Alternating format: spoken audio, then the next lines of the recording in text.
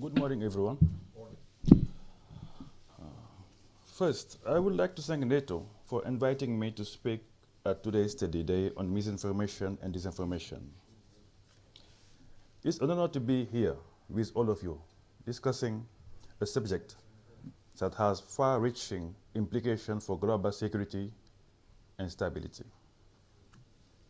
My name is Papa Amadou, and I'm the CEO of National Technology, a firm specializing in geospatial intelligence and strategic influence. Over the past 2 decades, I have worked extensively across 25 African countries, including the Sahel region, where I have first-hand experience in dealing with the evolving threats posed by misinformation and disinformation. My expertise spans public affairs, intelligence gathering, and strategic communication, with a focus on how misinformation and disinformation can disrupt not only local communities, but also broader geopolitical dynamics. Having worked on both regional and international platforms, I've seen how state and not state actors use disinformation as a strategic tool to shape public opinion, influence election, and destabilize entire regions. Today, I will be talking about current misinformation, malinformation, and disinformation modalities, exploring the different methods used to manipulate information and the impact they have on societies. We also look at the various spheres where disinformation operates, including social media, politics, and emerging technology like AI and deepfakes. They dive into how this tactics works and what we can do to combat them.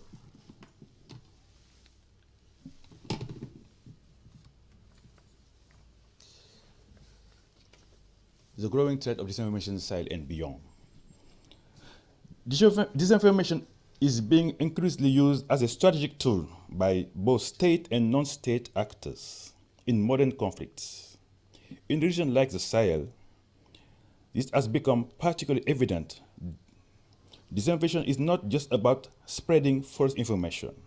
It's about manipulating facts, controlling public perception, and shaping the narrative that people believe.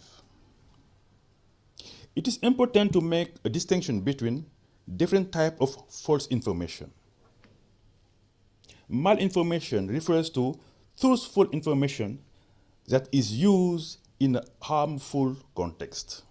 This means the information itself is true, but it's being used maliciously to cause harm.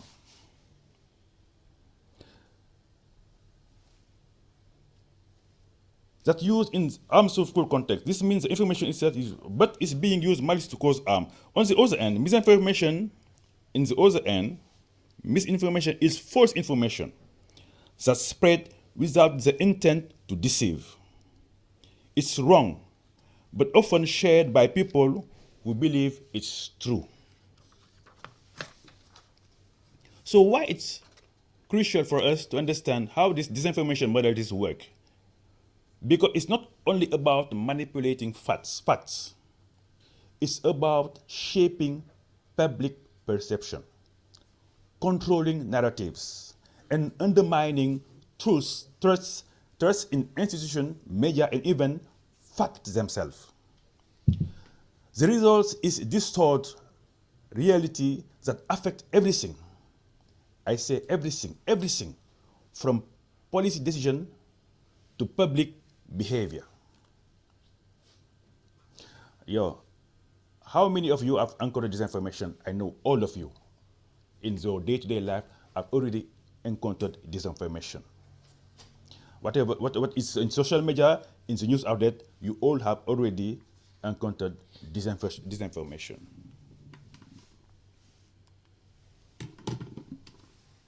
Now, let's take a closer look at some of the key disinformation modalities that are being used today in the entire world.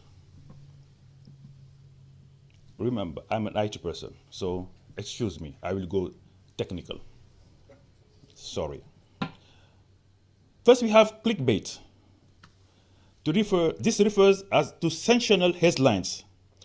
Once again, sensational headlines and exaggerated story designed to grab attention, to drive traffic to website or social media posts. The goal isn't necessarily to inform, but to provoke curiosity, often leading to misinformation then. A good example of this occurred during the COVID-19 pandemic, where clickbait headlines spread false cures or exaggerated death toll, creating confusion and fear. This was clickbait. You know what clickbait is. Next, we have memetic warfare, which involves the use of viral memes to spread disinformation quickly. Memes are highly effective because they are simple to share and often emotionally charged. This makes them powerful tools to spread disinformation. For instance, during foreign election, Russia used memes on social media to influence voters by distorting facts or pushing polarized messaging. I was seeing CNN yesterday. I think it's CNN, and during the last issue we had in the south of the U.S., there was a pictures of a young ladies being left alone without being taken care of. Yesterday or the day before yesterday, it was very emotionally charged. So they are very, very, very powerful. Then we have the astroturfing. This is when fake grassroots campaigns are created to appear as if they are originally driven by local communities. In reality, they are sponsored by hidden organizations. An example of this would be when political groups fund fake social movement that seem community-driven, but are actually part of a strategic disinformation effort to manipulate public opinion. Once again. Finally, there is propaganda, which is often a state-sponsored effort to deliberately spread biased or misleading information. This is a key tool used by authoritarian regimes to control perception. For example, in many authoritarian countries, state-run media are used to push propaganda narratives, ensuring that population only receive information that align with the regime's goals.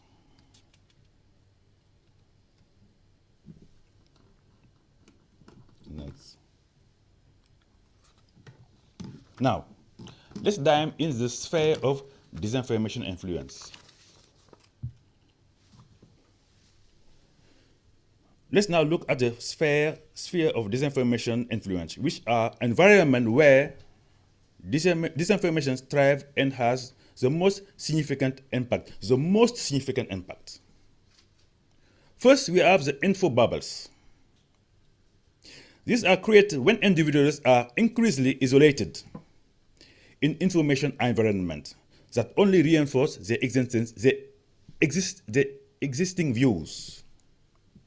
Algorithms on social media platform curate what we see, often amplifying confirmation bias. A key example of this is the political disinformation that spread on Facebook during election periods, where users were exposed to content that reinforced their existing political belief, resulting in more polarized view and deeper social divide. Then there is the famous gaslighting, a manipulative tactic where people are made to question their own perception of reality. This is commonly used in disinformation campaigns where clear facts are repeatedly denied to create confusion. For example, denying election results, even when all evidence supports them.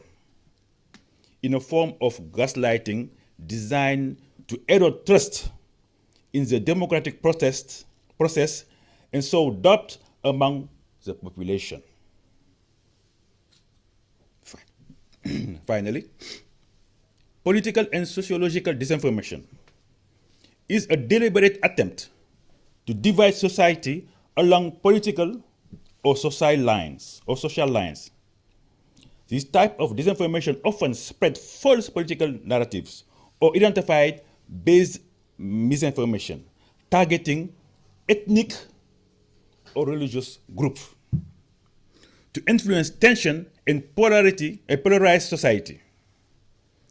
We have seen in a various parts of the world where disinformation is used to manipulate public sentiment and drive wedge between different communities. By understanding this sphere of influence, we can better recognize and combat the ways disinformation seeks to shape society and undermine public trust. Next slide. Now, let's go deeper. We may not be aware, but disinformation isn't limited to political and social issues. It also affects critical sectors like medicine, gender, and climate, each with potential severe consequences. First, let's look at medical disinformation. This involves the spread of false information on health topics, including vaccine, treatment, and pandemics. Once again, during the COVID-19 pandemic, we saw an alarming increase of medical disinformation, which led to vaccine hesitancy. False claims about vaccine safety and efficacy discouraged many people from getting vaccinated, which ultimately delayed progress in controlling the pandemic and contributed to more severe health outcomes globally. Next, we have the gender-based disinformation, where manipulated gender narratives are used to discredit women, to create division around gender-related issues. This disinformation campaign often spread false story about gender equality movement, with the intent to undermine progress. A clear example of this is when false narratives are circulated to delegitimize the fight to gender equality, painting it as a threat to societal norms and misrepresenting its goals.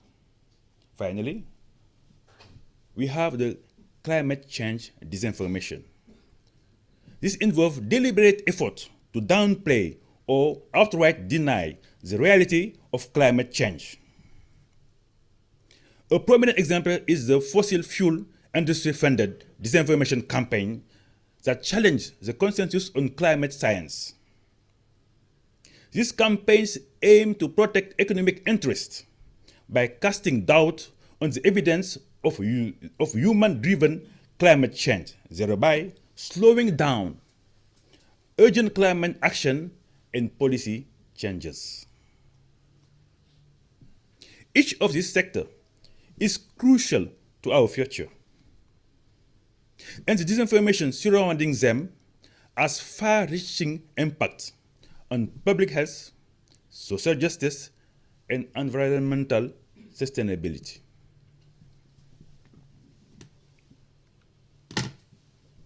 Now, let's now go deeper in technology, my best part. Of course, as the technology advances, so do the tools and tactics used in disinformation campaign. Two of the most concerning areas are biotechnologies and AI AI-driven disinformation. AI-driven disinformation is the worst of them. First, we have biotechnologies and health disinformation. 15 minutes. This involves the manipulation of scientific and medical data to spread fear or false information about emerging technologies. One example is the conspiracy theory around CRISPR and vaccines. When misinformation about the safety or ethics of this biotechnology has been used to create widespread public fear. This false narrative often gain traction because they tap into people's concern about new and unfamiliar technology. Next is the AI-driven disinformation.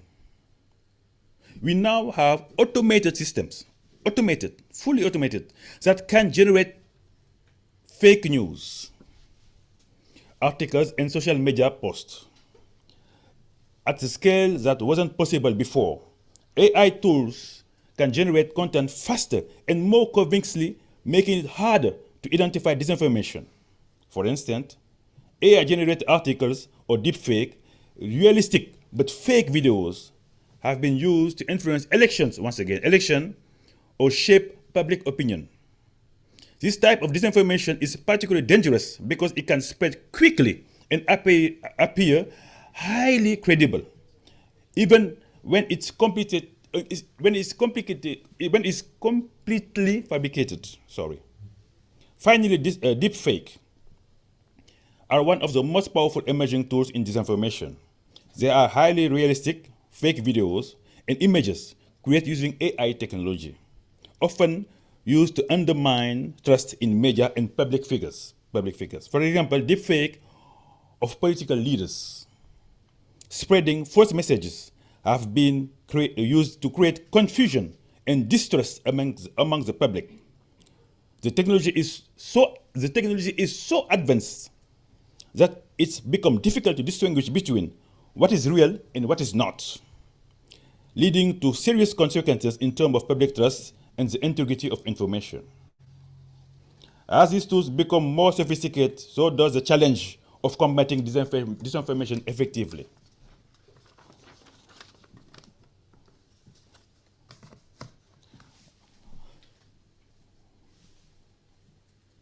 Okay. In 2023, I'm going fast. In 2023, the Sahel region was the focus of significant disinformation campaign.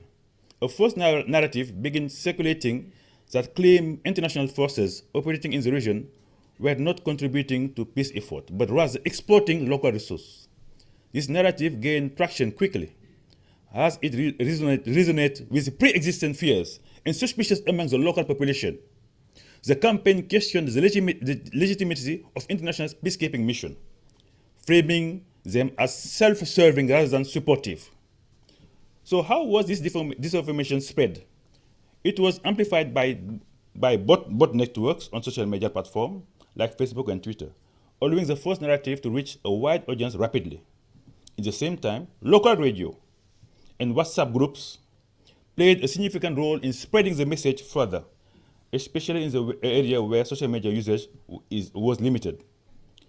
These local media channels gave the disinformation campaign more credibility, making it harder for public to discern the truth. The impact of this campaign was immediate and profound and led to protests in several areas, increasing tension between local population and international peacekeeping forces.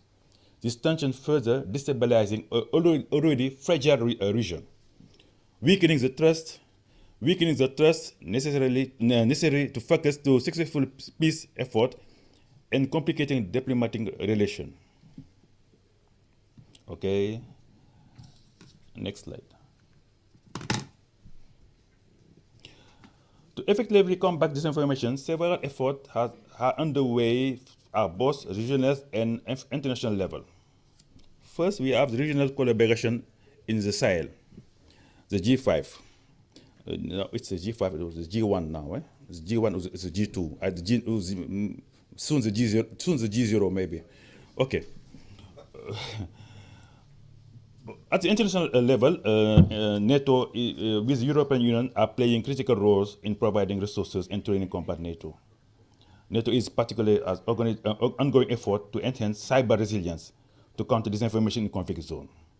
This partnership brings in technical expertise and training to help regional actors more effectively with disinformation. So I will go because I have only 1 minute left. So let's go to the last slide. To effectively strengthen our defense against disinformation, there are several key strategic recommendations to consider. First, it's essential to invest in partnership. Regional and international collaboration is crucial. By investing in regional networks and building global partnership, we can ensure a coordinated and unified effort to combat disinformation. This means that countries and organizations can share resources, intelligence, and strategies to address the growing threat together. Next, we need to take advantage of advanced technology such as AI and geospatial intelligence. This technology allows for real-time monitoring of disinformation campaigns, enabling us to detect them early and respond more quickly. For instance, AI tools can help analyze large volume of data from social media platforms to identify suspicious activity, while geospatial intelligence can map out the spread of disinformation in specific regions. Another key recommendation is focus on public awareness and resilience. This means investing in media literacy and public education campaign to help communities recognize disinformation and resist manipulation. A great example in this is education campaign that teach people how to critically evaluate the information they consume, encouraging them to verify source and question the accuracy of ways of what they see online. Last slide. To conclude, the fight against disinformation requires a coordinated and sustained effort across all levels, regional, national, and international. First, we must prioritize continuous collaboration in innovation. Disinformation tactics are constantly evolving, so we need to stay vigilant and adaptive in our approach. This means continuously innovating, using new technology and strategies to stay ahead of disinformation campaign and ensuring that our defense remains strong. Next, it's important to recognize that these critical roles of regional actors in information control. Local actors are often the best positioned to understand the unique dynamics in their context and respond effectively. They have the local knowledge and connection necessary to identify disinformation early and develop targeted responses.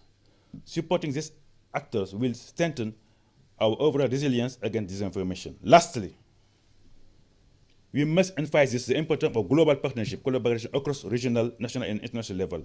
It's essential for a comprehensive and effective response to disinformation. No single country or organization can combat this alone. Only through a coordinated global effort where we share intelligence, resource, and expertise, we can create a lasting impact in countering disinformation.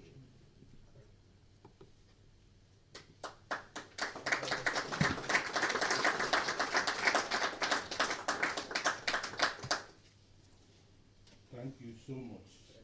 You took 2 minutes extra, but we're going to forgive you. Yeah, sorry.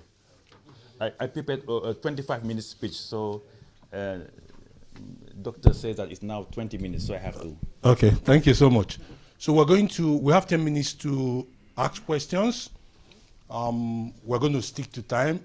If there are questions, we can't ask him now because we have to stick to 10 minutes.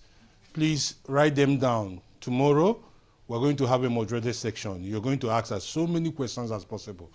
But now we have the next 10 minutes to ask questions. So. We actually can have a little bit more time. Oh, really? Okay, so 15 minutes. Yes, even 20. Good, 15 minutes. You're a lucky man, you know. So we'll have 15 minutes. So who is throwing the first question? Or probably I will start. One of the issues you flagged very well is the issue of fact-checking. How do we make fact-checking work? Who do we work with? Because based on what we understand, this is a place where the government do not want issues to be fact-checked. How do we, as global citizens, get the citizens to start fast-checking information that come to them as part of things they receive in the social media? From my point of view, one of the best way to do good fact checking is to base fact checking on the population themselves. Once again, the population should be aware enough to be able to fast check themselves. We should educate population enough to be able to distinguish between what's right and what's wrong.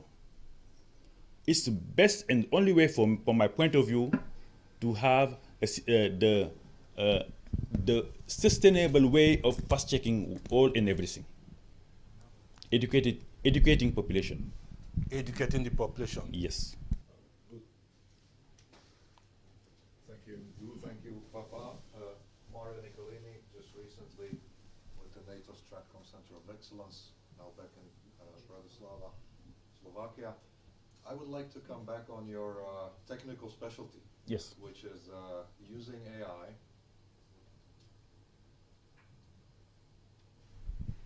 and perhaps a more far-shot geospatial intelligence, but using AI in particular. What tools do you have in place or know of that are capable to using AI to effectively monitor mis- and disinformation, focusing on this disinformation, of course. And now on the other side, because we're always sort of chasing the enemy with fighting against disinformation, fact-checking and stuff, you are constantly reactive. Do you have thoughts on how to be proactive, how to spread the message more effectively, how to win the hearts and minds of the people that we want to influence? Thank you so much. And thanks, General, and thanks for all the colleagues here in Naples to bring us to Villa Napoli for this wonderful event. I'm very excited to engage for the 2 days. Thank you. Thank you for the question. For the AI tools and GeoWind tools, I will try to answer first for the AI tools. Yes, there is tools. There are tools. I have the chance of working with the U.S. government, and there is a agency in charge of countering disinformation, the JEC. We work with tech companies in Africa, and in the US, but in Africa, and we are developing tools, dedicated AI tools, to be able with it's all about algorithms, and they are right now producing some key AI tools, and the tools are able to, because with good algorithm, detect based on fake information. They are doing fact checking, and there is also a key African players, factchecking.org. We are doing a great job on using AI tools to because as we know, AI can analyze a massive amount of information, but it's all about the programming, the algorithm, which will be able to detect false information and alarm the process, alarm the right people, the right organization. And also they are trying right now to, and the initiative, they are also trying to be linked with the media industry, to be able to inform the media industry on what's going on this particular event, or whatever kind of fake information going on. So there are initiatives going on right now, okay, and they are building tools, they are creating in Africa, especially in Africa, to counter with AIs the misinformation. So the next is the GeoInt also, because GeoInt is only the geospatial part of the tools. So the same initiative is also taking care of the geointelligence part of the solutions. So they are evolving right now in Africa. I think he raised the question of how do we become proactive? Yes, it was the second question. Yes. How do we become proactive? What do you think we should be doing? So that even before we already know how to react, or we're even reacting before. Same question. Simple. Invest in people. It's simple to say, but it's invest in people. Education, invest in people. The best way to don't run after the false information is that people should be aware enough, educated enough to understand and to notify that this is false. This is, sorry to say that, this is bullshit, sorry to say that. They should be able to see it and understand it from themselves. Invest in people. Thank you. Congratulations for your presentation, Thank you, Papa. I'm going straight to a very important subject. You mentioned that Facebook, Twitter, or X, and as well WhatsApp, groups from WhatsApp are playing an important role in spreading disinformation, misinformation. This is, I actually have added the last part. I wonder, what about Telegram? What role Telegram is playing in spreading disinformation, misinformation in the Sahel? I'm thinking here about in Sudan, maybe in Burkina Faso or Mali. Thank you so much in advance. Okay. Telegram is playing a bigger role every day. Why? Because before, the old person like me was in Facebook, and then they come to Twitter and Instagram and TikTok. Okay. Now, in our region, the new coming is Telegram, because it's open, because it's non-controlled, whatever. So it's the reason why Telegram is growing in the space of the discussion platform. And yes, right now, I don't have the figures, but because Telegram is growing, a lot of message, a lot of narrative are going through Telegram nowadays in our region. So definitely, yes, they are playing a big role on all this campaign, and it's growing day after day. In our region too. I don't know if it's the other region, but in our region, Telegram is growing very fast.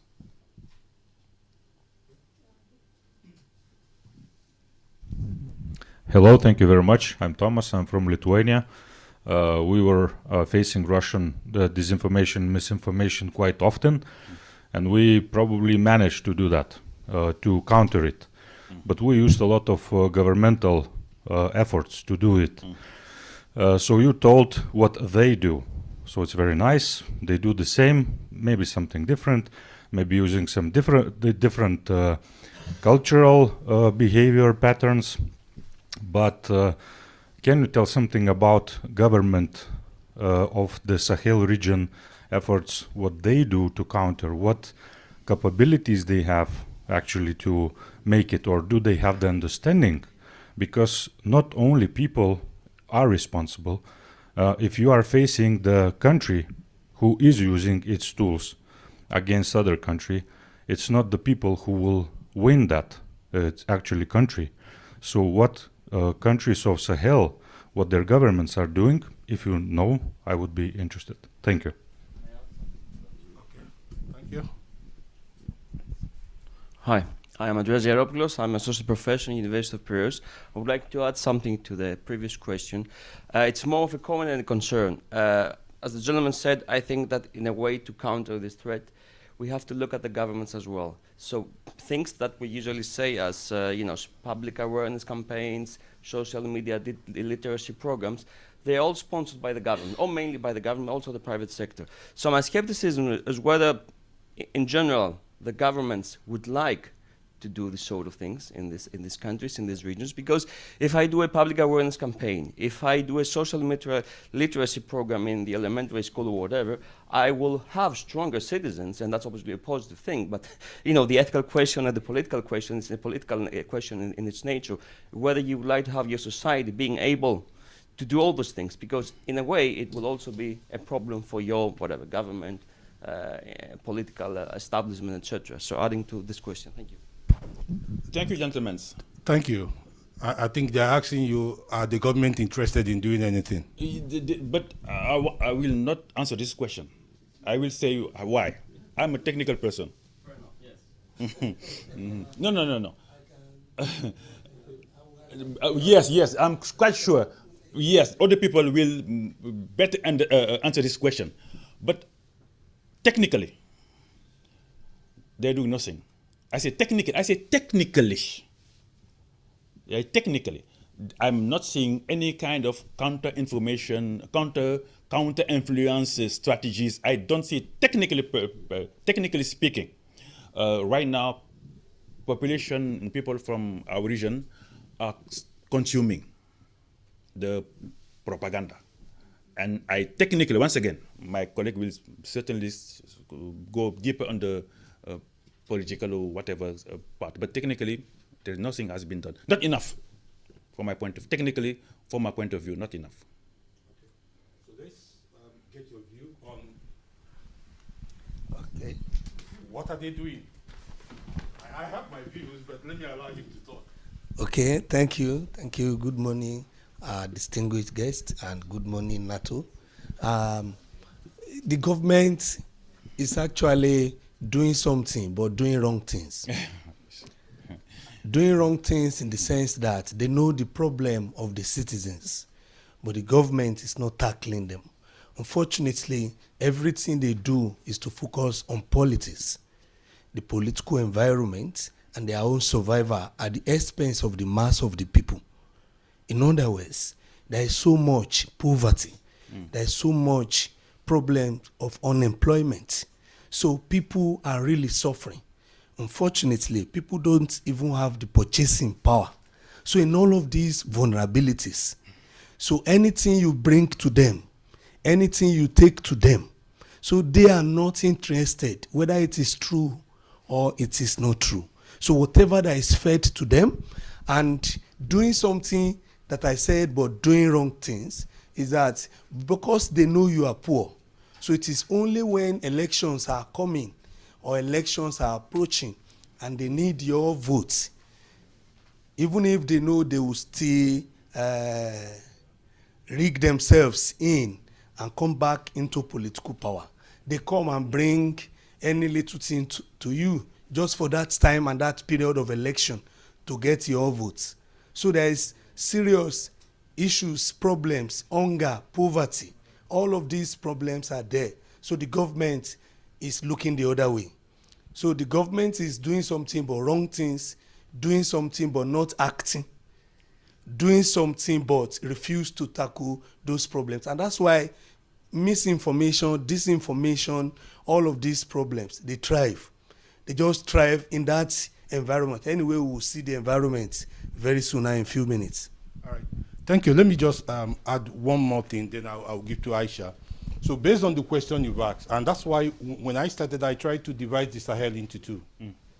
When you go to core Sahel, when you're looking at Burkina Faso, Mali, Niger, you find out that that is where most in terms of Russian and Chinese activities are happening, right? And in those areas, those disinformation and misinformation that is attacking Western ideology like democracy are not tackled by government in any way. Why? Because it continues to help the military regime and the Russian interests. But if it's a disinformation that attacks the regime stay, the government comes after it. So I think that I will talk about that part of the Sahel. So let's look at the part of the Sahel like Nigeria.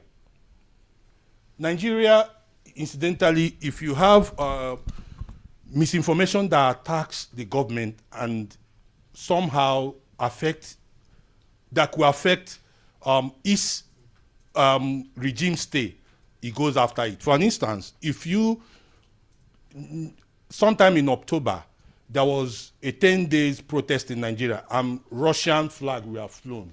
The government came hard on it. People were arrested and all that. Why did they do that? Because they knew that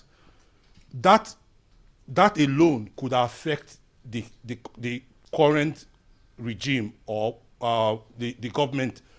Understanding what has happened in Niger, they needed to tackle it, knowing that the part of the country the flag was flown is close to Niger. So it was important that they attack it. They even attacked to the extent that the Russian ambassador was invited, and he denied that Russia has no interest in what happened, whether it's true or not. So if you look at Niger, the Sahel, it could be divided into who has an interest in this or that. So where you have Russian or Chinese interest with an economic underline is a place mostly they call Sahel where they are already supporting the military regime. But in other aspects of parts of the Sahel, they are spreading it, but not as much as where it could affect the regimes or support the regime. So they do it underground. Thank you. Do we have any other? I shall need to talk. No, he responded. Oh, okay. Okay. But you could still contribute. Yes. Thank you. Just what you said, it depends if it serves the state's interest or not. And when you talk about misinformation, Pap mentioned earlier propaganda.